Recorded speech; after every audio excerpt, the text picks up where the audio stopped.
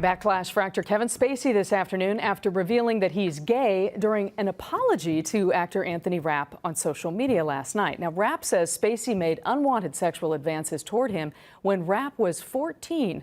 Now, both celebrities and social media are criticizing Spacey. Attorney Jill Stanley is here to break this all down for us. The social media backlash has to do with the fact that Kevin Spacey used this to come out.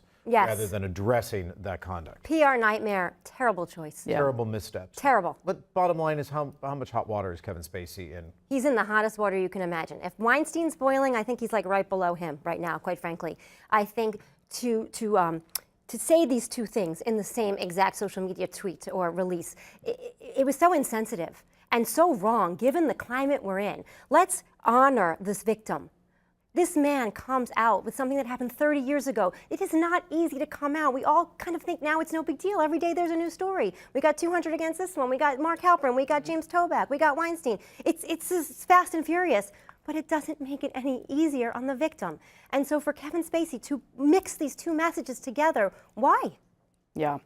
Could Spacey face any legal ramifications from this? This happened in New York. It was a long time ago. Are there legal problems for Spacey? There are no legal problems as it relates to this Rapp incident. That's over. Yeah. There will be no civil consequences. There will be no criminal consequences for Kevin Spacey for this action alone. That's over because of what we've been talking about since Cosby, which is the statute of limitations. And that is kind of the buzzword in each of these cases. And why?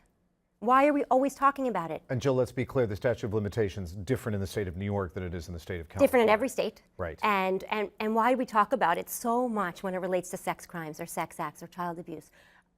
Because it's hard to come forward. And that's why we aren't talking about statute of limitations of car accidents all the time, are we? No, because we're talking about these repressed memories. We're talking about the trauma of coming out. We're talking about how painful and how difficult these cases are, the shame that we feel. With Weinstein, we were just talking about the A-list of A-listers feeling shame. And so we have a 14-year-old boy. Mm-hmm. And we were talking during the break with you, Jill, that you said that this is sort of now the new normal, that we should prepare that the onion's going to get peeled and that there are going to be more of these cases and more people that are now willing to come forward. Yes. That's a good thing in terms of it could mean for legislative changes. Explain. To me, that's the greatest thing. And I really, and call me Pollyanna, but I need a spin on this story because I don't know about you. I think as women, we have a little bit reaction, a little bit different. I know that men feel the same pain, Sure. And I understand that the whole Twitter campaign with Me Too, and I did it, and I love that. And I love that men are thinking about their actions. I love this. But we need to encourage these stories to keep coming out. And the more that we can encourage them, the more that this lid is blown open, the change we're going to see. So I like that as an exciting factor in society. We are seeing change. We're witnessing it. We're living it. But the fact is, it's still very hard for people, as we were also talking about, a 14-year-old to come forward with what happened at the time it happened. That's why Rapp's story is so important. He's so powerful. So I applaud him at the highest level for coming out now. He certainly did not have to. Jill Stanley, thank you for joining us. Thank you. We appreciate it.